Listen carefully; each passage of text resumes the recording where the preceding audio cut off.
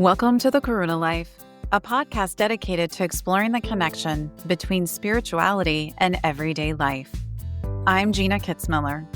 I'm an intuitive, a Reiki master teacher, Akashic Records facilitator, and founder of Trimatri Reiki. As a longtime spiritual seeker, my goal is to help you navigate the complexities of the spiritual world, learn how to enhance your intuition, and lead a heart-centered life. Join me as we unravel the mysteries of energy work and metaphysical practices. We'll dive into high vibrational conversations with experts and personal storytellers and learn how to recognize and communicate with those in spirit. So get ready to embrace your inner mystic and explore the realms of the unseen.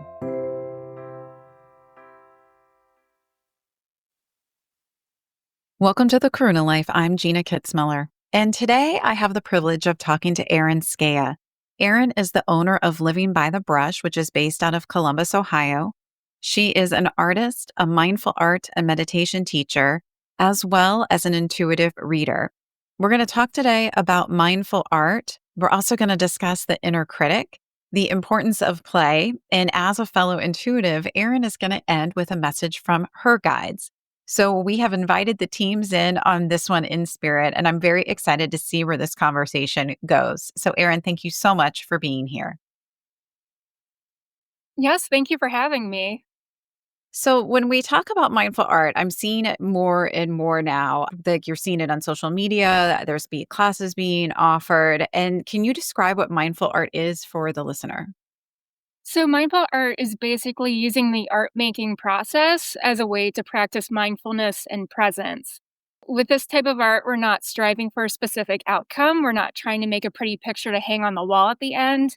It's more about allowing yourself to go into a flow state and being curious and open to whatever wants to be expressed, and really giving yourself permission to make whatever marks, colors, shapes, symbols you feel like in the moment, without judgment about it or worrying about how it's going to look in the end. Well, that was a really good description. So how did you come into mindful art? So, about 7 or 8 years ago, I started having debilitating anxiety and panic attacks. And mindfulness was one of the tools that I used to help me get through the root cause and work through those issues so I could come out on the other side of that.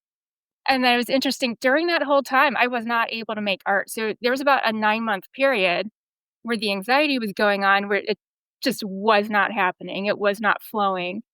So once I got through kind of that difficult period and started feeling better and was able to make art again, I knew I needed to make some changes in my life and do some different things. And I really wanted to find a way to combine art with mindfulness to help other people. So I started seeking out programs online or different courses, things I could take that would sort of combine those two. And I found a program through Mindful Creative Muse.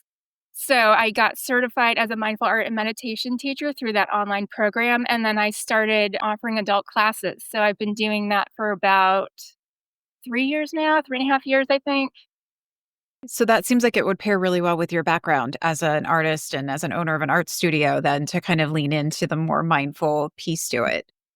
Yes, I just saw a need for people to learn mindfulness and presence and how to be with themselves, their thoughts, their feelings, sensations without judgment. I can't imagine how frustrating it would be to try to lean in to do something like that and then not be able to kind of get the inspiration and then the worry of like, is it going to come back? And this is my career. So can you talk a little bit about that? Yes, so I was freaked out about it.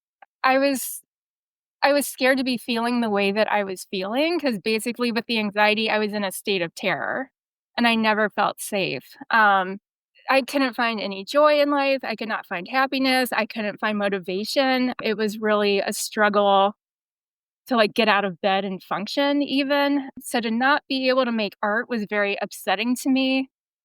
But then I was so freaked out about the terror I was feeling inside that I couldn't spend that much time worrying about it anyways, if that kind of makes sense.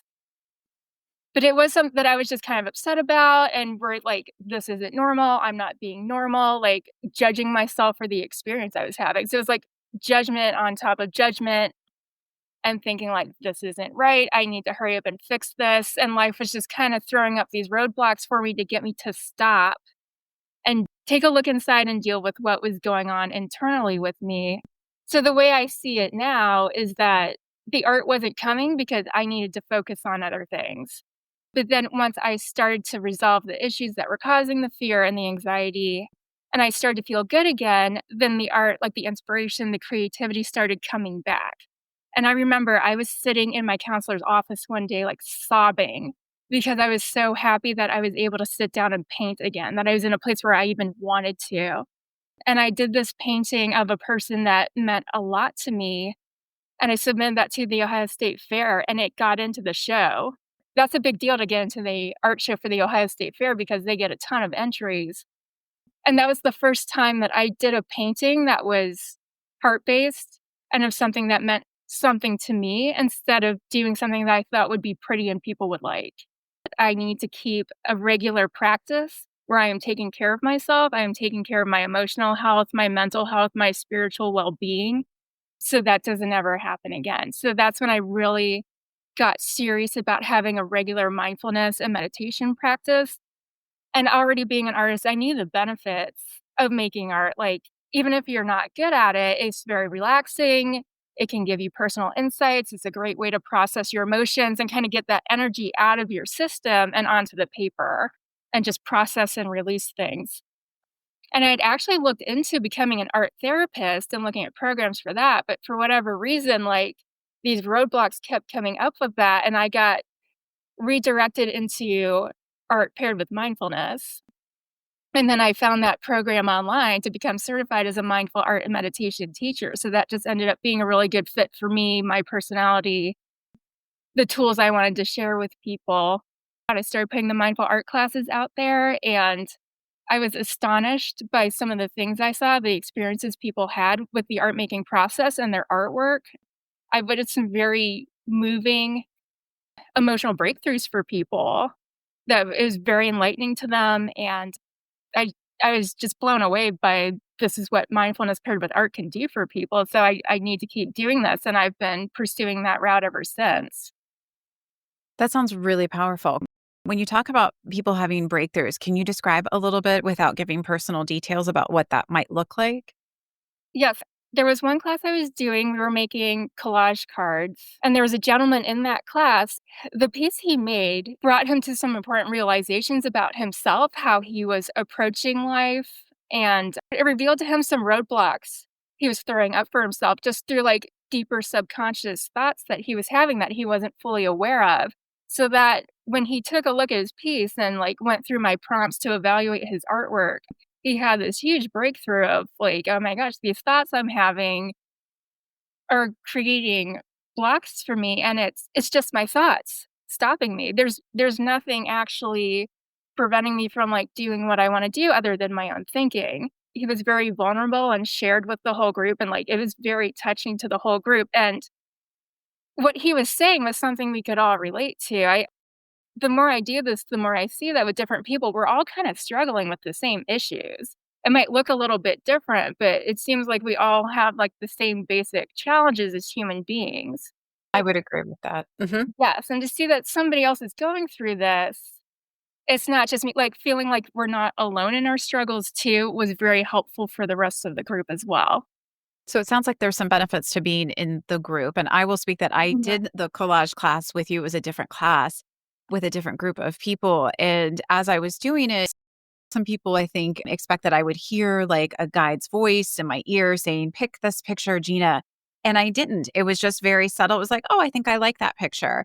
And it wasn't until everything was on and I could kind of step back and look at it that I saw there was some definite themes there. But what was really powerful for me was that it was really a couple weeks later that something happened that explained everything that was on that card. And I thought, wow, I had no idea when I did it that there was so much like subconscious messages and things coming up in that card. And it wasn't something that I was intuiting in the moment. So I wasn't like consciously trying or even feeling that I was getting a message, so to speak.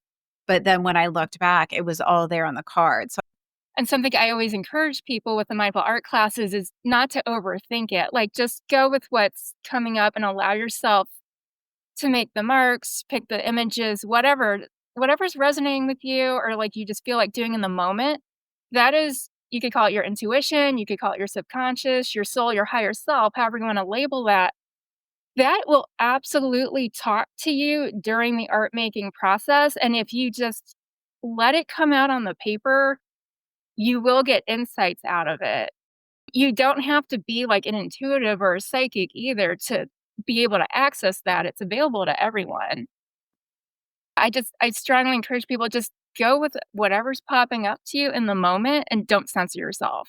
Because when you censor yourself in your art making and in this process in particular, then you're just depriving yourself of information that that subconscious wants to give you.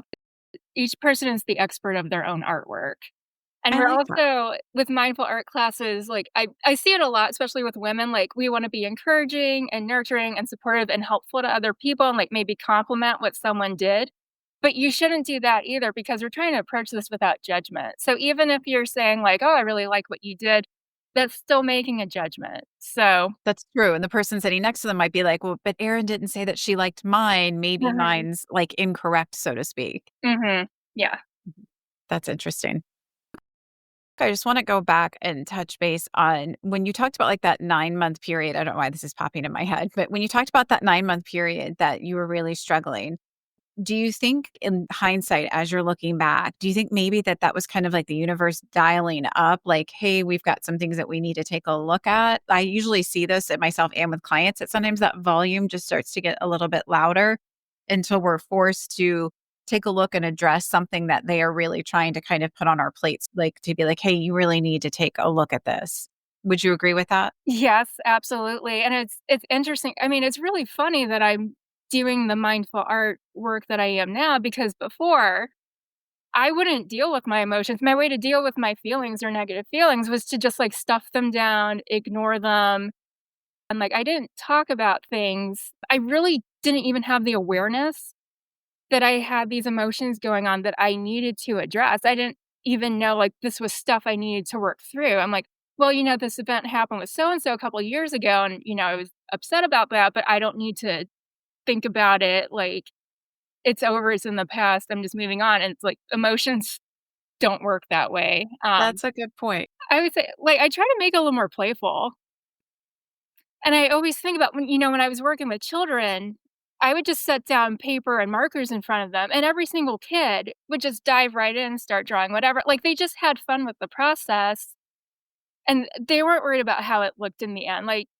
so I kind of wanna create a space where people can approach mindful art with that, like, childlike sense of, like, "I'm just gonna play with these art supplies and see what happens and have fun with it, and I'm not gonna worry about, like, whether it looks good in the end or not." So it's kind of both. It's like being able to access some of those, maybe even emotions or healing, but in a very light and playful way. Yes, let's have fun with it, and something my guides tell me all the time is like, "Don't take it so seriously." My guides tell me that too. I'm Yeah. very serious in like real life. Mhm. You're coloring a picture. It's fine. I think that it is hard because I've noticed one, I think it's hard for a lot of us to create space in our own life to do it, which is why the group classes are helpful because it schedules it for you and you've done all the work. So I don't have to think about it and gather the supplies. And then it's like you create the space. And I found your prompts like really helpful because you do get in your head. And I'm the type of person that would be like, I'm picking pink. Why am I picking pink? Does pink mean something? And then I go down like a little rabbit hole. Yes, and that's something I tell people too, like, you don't need to make sense of what you're doing in the moment, like, don't worry about analyzing your piece during the process, like, we'll have a process for that once we're done with the art making portion. And I find as adults, we really don't give ourselves permission to create or to paint and do those things because I kind of came into like just painting really in the last couple years. And like the roadblock I had was I'm not an artist. And what I'm doing isn't something that you would want to put up on the dining room wall, or it's not going to win an award at the Ohio State Fair. And so I would hedge and be like, well, I can't tell anyone that I'm doing this, right? And I almost started doing it in secret where I was like, is this just for me? And I can just play with this because I really liked the process and I knew that I felt better when I did it, less about the aesthetic and what the end result was. But do you find that that's hard for most people? Yes, I hear that a lot, that people will tell me, "Well, I can't even draw a stick figure." So, number 1, that's not true. Yes, you can actually draw a stick figure. So, I would pay attention to what are you telling yourself? What negative or self-limiting beliefs are you imposing on yourself, first and foremost? And mindful art, that process is a great way to become aware of those thoughts you're having too.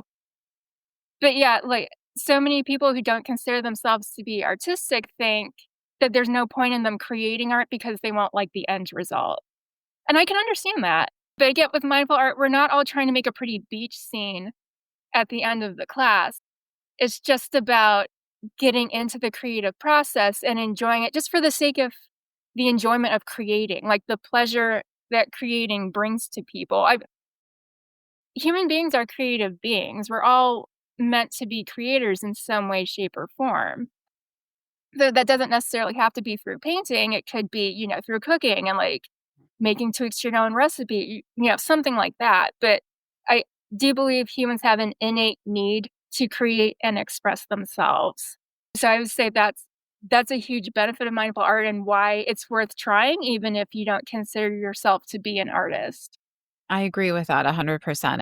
I really think as adults, we've kind of like a lot of us lose that. And our society doesn't really encourage people to, you don't usually call your friend and they say, like, oh, I'm painting right now. Like, can I call you back? And yet, I think the soul really likes to express. Mhm. And this is a really good way for people to do it. And I always would encourage anyone to do what I did and just go out and get some canvases and paint and just start to play with it. And I love my certifications. I love to learn, but this is one area that I don't feel called to do it because I feel like it's just for me, but it's the act of creating and really creating the space for myself. I would say I would compare it to the meditation and the benefits that you receive from it because it does help fill your soul. And I think that's what a lot of people are looking for. Mhm. And I'll recommend too, just keep your artwork small. It could just be like a little, 3 by 3 inch square of paper that you're just doing some doodling on for 5 minutes. Even something very short like that can be very gratifying and feel good. Hey, you can get the same benefits from just a short time playing around with your art supplies and being creative. I mean, I'll even just do like a little square. I might have the TV on. That's maybe not the most ideal time to be making the art with the TV set on too, but like instead of beating myself up because, oh, I didn't set 10 minutes aside to sit in silence and do like my little creative practice, like I still fit it in. I have the TV on, big deal, but I'm still getting the satisfaction and the enjoyment and also like the emotional regulation, self regulation from doing just a little bit of doodling in that 5 minutes with the TV in the background.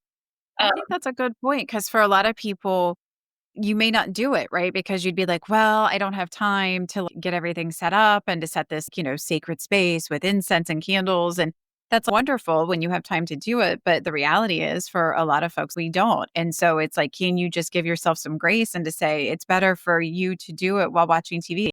I think sometimes we set these standards for ourselves that it has to look a certain way. So it sounds mhm. like you're encouraging people to step outside of that kind of linear thinking. Yes, yes. Well, let me ask you this. What have you found most helpful in your own personal practice with mindful art? To keep it small and also just work with really simple supplies. So, like, a lot of times I'll just do some drawing with a micron pen and a piece of paper because it can feel like, even to me, with a house full of art supplies, it can feel like a hassle to like set up the space, get out like all my paint tubes and the water buckets and all those things. Do you think this is something that's going to continue to grow? Because I just feel like, we see little kids with social media and devices and technology becoming just more and more prevalent. That I see, at least with like my teenagers, they don't take the time to do stuff like this, to actually connect in. Whereas I think that when I was growing up, you did have more space. You had more space that you were kind of bored, frankly, and you would do things like this and you would journal and kind of do a little more of the inner work. So do you think this is something that's going to start to grow with some of the younger generations as well? My feeling is that it's more for the older people. Like, as we get older, we start to have more of an appreciation for that in-person connection versus, like, being on a screen, and also starting to have more of an appreciation for connecting with ourselves. So my feeling is, like, the older generation's gonna get more into this, and then the younger generation's gonna start to observe that, like, kids might notice their parents putting the phone down and like doing some little mindful art activity or something creative and engaging for themselves instead of being on that screen. I feel like as they get a little bit older and start to notice that more, then they're gonna wanna do, like, practices like mindful art. That makes sense. My hope is though that they see some of the practices that I do and that when they're ready that they would say, "Oh gosh, I remember my mom, used to do something like this. Maybe I'll explore like this arena." I think at some point it would be wonderful to have this in the school system. Like I know they have art classes, but to have this as a specific offering for those teenagers because I just see the anxiety rate with our teenagers. My hope is that this starts to get addressed and that more people are going to come forward with different programs and things for them. Do you agree with that? Yeah, absolutely. I do see a need to teach children different ways to connect with themselves and express and kind of safe, gentle practices to regulate themselves and learn the value of connecting with themselves and the need, why they need to do that. And here's a great way to do it. So that could be through mindful art, that could be through some other activity. I know you offer a lot of different things. And one of the things that you do that's really interesting is you do, and I'm not sure what the exact title is. So when you do your intuitive sessions, what do you call those? I call them intuitive art readings or sometimes spirit drawings. I think people understand intuitive reading more than if they just heard spirit drawing. So the way I work is I will draw pictures for the sitter of what I am seeing for them during the reading. So that could be spirit guides, it could be past lives, it could be angels. I've had deceased pets come through. It could be specific symbols that mean something to that person. So I kind of use the act of drawing as a way to help me channel messages for the sitter from the other side. And then I'll give them the drawing at the end. They get to keep that. And do you find that there's an energy resonance in the drawing? Yes, and I've had people say to me too that it helps them remember more of the reading. Like they appreciate having something tangible to take away from it. And then they can like sit with that in their meditation space or wherever they want to put it. And I've had people come back to me too and tell me they got more insights out of the drawing after the reading. Like they learned more from it after the fact as well. Yeah. So that my belief is that there's energy in everything and that there's resonance. So when we create anything, whether it's food, art, there's an energy signature. And I would say an energy transmission goes into it. Even in conversations, there's an energetic exchange happening.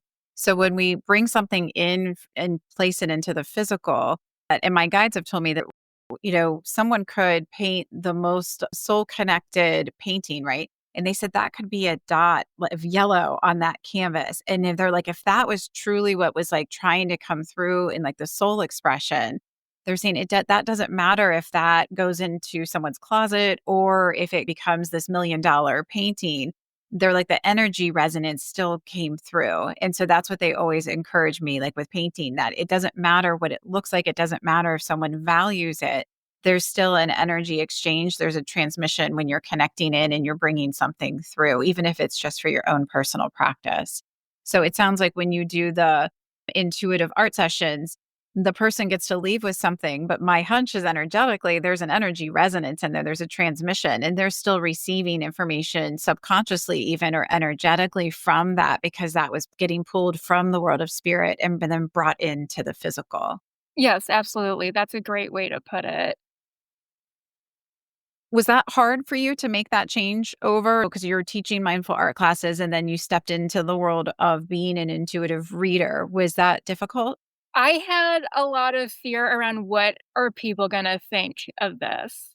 Because it was something new, I hadn't been doing it before, so there was definitely a fear of judgment for me to step into that new space.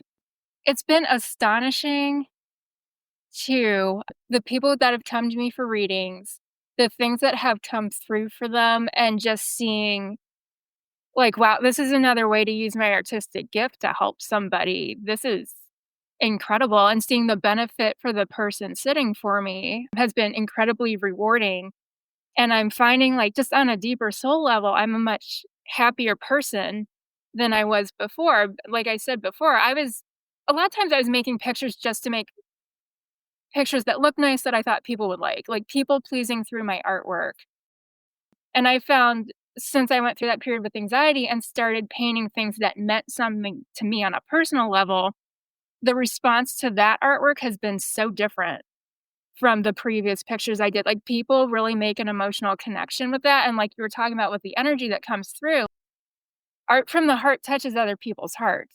Um, and it's been opening up other people too. Like, when they look at a piece that I did that really resonates with them emotionally, it opens up things for them as well. So that's been really exciting and rewarding to see. If people are feeling something on a deep soul level that they wanna do and you're worried about other people's judgment, do it anyways, because it's made a world of difference in my life, how I feel about myself, how I'm relating to the world around me and other people. It's been game changing in the best possible way, and the judgment I was so worried about really hasn't happened. Um, like, how often do we limit ourselves because we're worried about what other people are going to think of it? And it's just such a constrictive, soul depleting way to go through life. And I was worried about things that weren't really there, if that makes sense. It does make sense. I had a similar experience. There was what I feared didn't actually happen. But if you had asked me back then, oh, I can't do this. Oh my gosh, no, I'm gonna lose friends. This is all gonna happen. And we start having these like what ifs. It was almost comical how quiet it was once I actually started leaning in and being honest. Well, this is actually what I do. I'm an intuitive and I expected this blowback. And I think sometimes I wonder if some of us don't carry past life threads where maybe we did say that in a past life and things did not end well. So there's a little bit of that fear of like, oh, you can't do that. You can't say that. But for me, and it sounds like from what you're saying, it's incredibly freeing when you can just start to own your own truth. And I know when I started doing the Trimatri Soul Scribe, where I'm putting energy frequencies down on a canvas, I had the same chatter like, oh, you can't do that. You're not an artist. And I just knew in my heart, but I know this is what my soul's asking for me to do. And I know there's an energetic to it. So I have to learn to kind of turn the volume down on that inner critic because it's always there that's saying, you can't do that. People are going to judge this. I don't remember, is it Elizabeth Gilbert that talks about fear getting in the back seat? And she says, like, I'm not going to listen to you. You can be in the car, but you don't get to change the radio. And that's what I've had to do with my own inner critic because we all have it. I don't know that it ever disappears. I hope it does someday, but at least for me, it has not fully disappeared or gone quiet. Yes, and I'll mention too, like, mindful art is a great way to confront your inner critic and tame it. When we make art in the group setting, in the mindful art classes, no one cares what anyone else's artwork looks like. Honestly, no one cares. They're only worried about what their own piece looks like. So for someone to sit there and they're maybe not really comfortable, they're stepping outside their comfort zone, making artwork, to actually do it and see what there's no blowback. No one's making fun of what you made. Nobody's criticizing it. Nobody's judging it. It can really help you become more comfortable stepping outside your comfort zone and kind of facing your inner critic and seeing like this really isn't a substantiated fear. It can help people get more comfortable stepping outside their comfort zone in other areas of their life as well.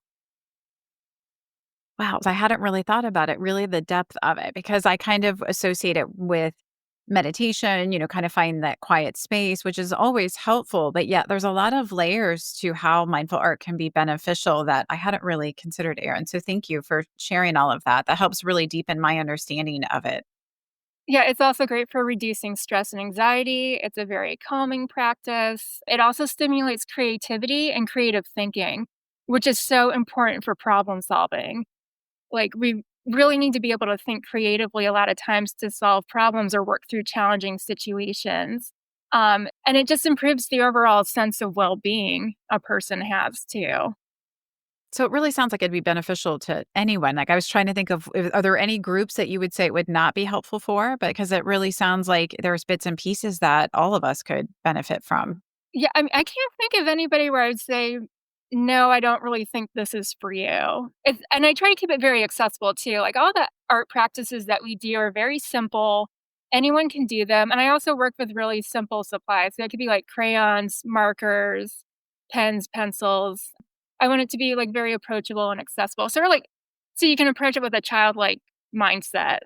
Because we're that going would to be have fun. intimidating for someone if Yeah. I came in and you were like, "We're doing an oil painting on this, very large canvas." And really that fear is people are gonna realize that I'm not very good at it, right? So keeping it simple and having things that someone's already comfortable with, the supplies and what you do, I think would be really helpful for people coming in with that fear. Yes. Is there anything else that you would like to say about mindful art before we go to a message from your guides? I would say just give it a chance. And this might not resonate with everyone, but I would encourage people just in general, be curious, be open to trying different things and exploring different modalities and see what it can do for you. And maybe like if something doesn't resonate with you, it can lead you to something that does really work for you to regulate your emotions, foster your creativity and your sense of well-being, and just incorporate some fun and playfulness into your life. And I think a lot of us could use that, right? Yeah. More play. It's easy as an adult. Like it happens with me too. Just getting caught up in like the nitty-gritty things that I need to do, like my laundry, or I need to pay some bills, or whatever it is. It's very easy to get caught up in that to-do list and not set aside time or make play and creativity like a priority. And it really should be. I agree, and when I find time to do it, or I make time to do it, I should say, I actually find that my days will flow a little bit better. I get done what I need to get done. So and it just adds an extra dimension because I think for a lot of us, especially in the winter, it just feels like it goes on repeat, right? Yeah. You're doing the same thing. So, you know that I normally end with a message from my guides, but I would like to ask, since as an intuitive, do your guides have a message for the group today? Yeah, they're laughing and saying, "Oh my god, don't take an art class so seriously." Like, if you do come and do one, don't take it so seriously, just lighten up and have fun with it, and they're kinda saying, like, in general, as humans tend to take everything very seriously, and they're asking us to please find ways to lighten up and invite more of a sense of play and curiosity and kinda like that childlike wonder or mentality into our lives and, like, the tasks we're approaching. There's a lot of people that are starting new big ventures or endeavors, and instead of approaching it with, like, a sense of play and fun and excitement and, like, think about, "What can I create?" and having that fun with it, we're worrying about, what could go wrong or how am I gonna mess this up and things like that. So they're asking it would be really helpful to those people, to the group whoever's starting, like, a big endeavor or, like, a heart-based, soul-based project to please don't take it so seriously and don't get in our heads too much. Get out of your head, see if you can find ways to lighten up and find humor within the situations, because that'll make it a much easier process where we can approach it with grace and ease and joy and optimism and confidence with what we're doing. And they're saying too, like, the inner critic gets in the way for so many of us. So please also try to be mindful of what you're telling yourself. What stories are you telling yourself? And getting in our own way.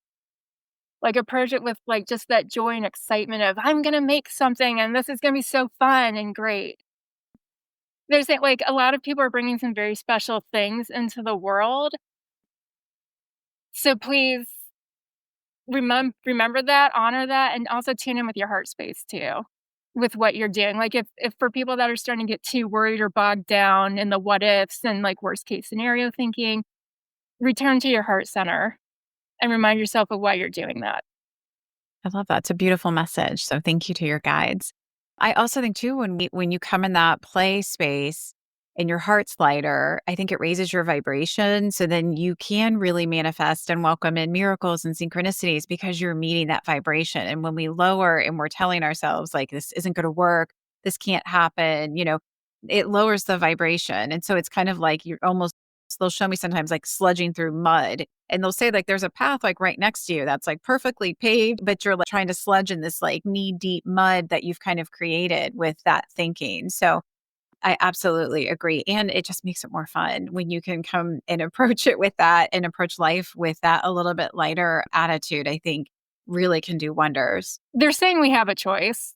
We have a Mhm. choice in how we choose to approach things and approach life in general. Like, you can choose to be in the muck and the mire like you were talking about, or we can choose to be lighthearted and joyful and playful.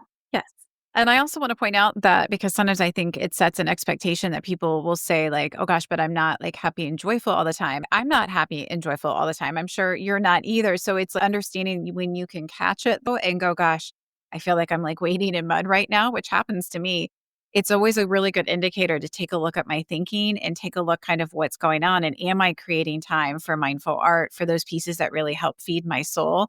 Because usually it means that I've neglected something that is needed in order to help raise the vibration. So if you Mhm. can catch it, then you can get off of the mud path and get onto the easier one again. But I think most of us are kind of hopping back and forth. And Yeah. I think that learning to catch it when you've gone into the mud. Mhm.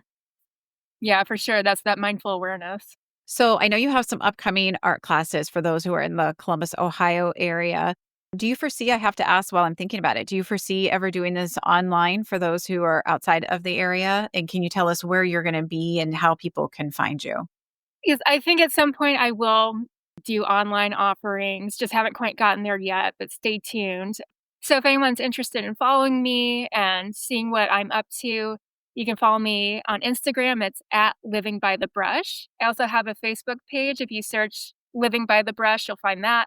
And then my website, livingbythebrush.com, there is an event page on there where you can see everything that's going on. Well, Erin, thank you so much for being here. This was such a great conversation, and it, of course, covered so many more topics than I even expected. I also want to thank your team and guides and my team for chiming in and helping direct this for where it needed to go today. And for those of you who are listening, if you like this podcast, please consider leaving us 5 stars and following us. We would be very grateful. And if you have any topics that you would like us to cover in the future, please feel free to send me an email Gina@thekarunalife.com. I know that Erin and I have been talking and we are already in the works for a second episode with her, which is going to focus more on the intuitive readings and how she perceives spirit guides. So stay tuned.